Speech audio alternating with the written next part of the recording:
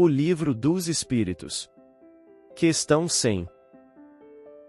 Escala espírita. 100. Observações preliminares.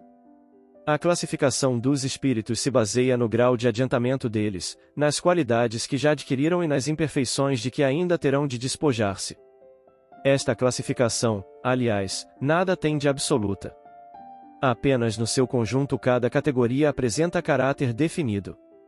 De um grau a outro a transição é insensível e, nos limites extremos, os matizes se apagam, como nos reinos da natureza, como nas cores do arco-íris, ou, também, como nos diferentes períodos da vida do homem. Podem, pois, formar-se maior ou menor número de classes, conforme o ponto de vista donde se considere a questão. Dá-se aqui o que se dá com todos os sistemas de classificação científica, que podem ser mais ou menos completos, mais ou menos racionais, mais ou menos cômodos para a inteligência. Sejam, porém, quais forem, em nada alteram as bases da ciência. Assim, é natural que inquiridos sobre este ponto, hajam os espíritos divergido quanto ao número das categorias, sem que isto tenha valor algum. Entretanto, não faltou quem se agarrasse a esta contradição aparente, sem refletir que os espíritos nenhuma importância ligam ao que é puramente convencional. Para eles, o pensamento é tudo. Deixam-nos a nós a forma, a escolha dos termos, as classificações, numa palavra, os sistemas. Façamos ainda uma consideração que se não deve jamais perder de vista, a de que entre os espíritos, do mesmo modo que entre os homens, há os muito ignorantes, de maneira que nunca serão demais as cautelas que se tomem contra a tendência a crer que, por serem espíritos, todos devam saber tudo. Qualquer classificação exige método, análise e conhecimento aprofundado do assunto. Ora, no mundo dos espíritos, os que possuem limitados conhecimentos são, como neste mundo, os ignorantes, os inaptos a aprender uma síntese, a formular um sistema. Só muito imperfeitamente percebem ou compreendem uma classificação qualquer. Consideram da primeira categoria todos os espíritos que lhes são superiores, por não poderem apreciar as gradações de saber, de capacidade e de moralidade que os distinguem, como sucede entre nós a um homem rude com relação aos civilizados. Mesmo os que sejam capazes de tal apreciação podem mostrar-se divergentes, quanto às particularidades, conformemente aos pontos de vista em que se achem, sobretudo se trata de uma divisão, que nenhum cunho absoluto apresente.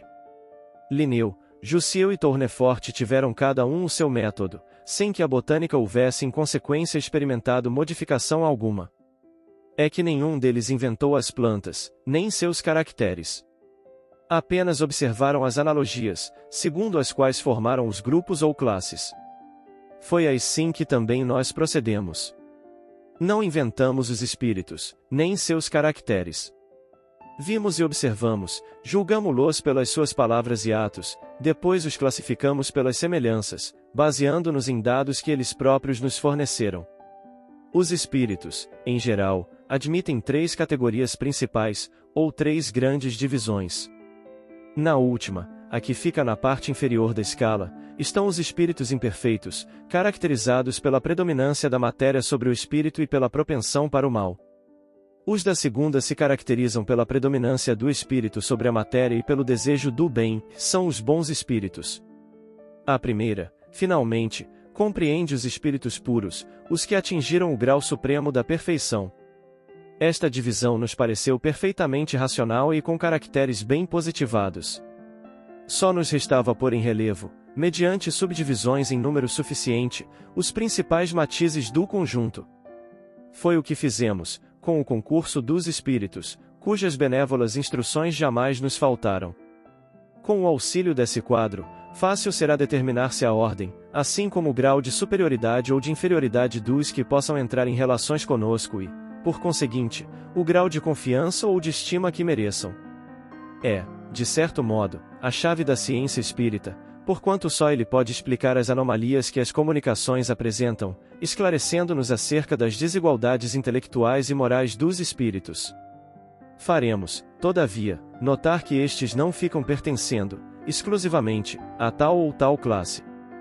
Sendo sempre gradual o progresso deles e muitas vezes mais acentuado num sentido do que em outro, pode acontecer que muitos reúnam em si os caracteres de várias categorias, o que seus atos e linguagem tornam possível apreciar-se.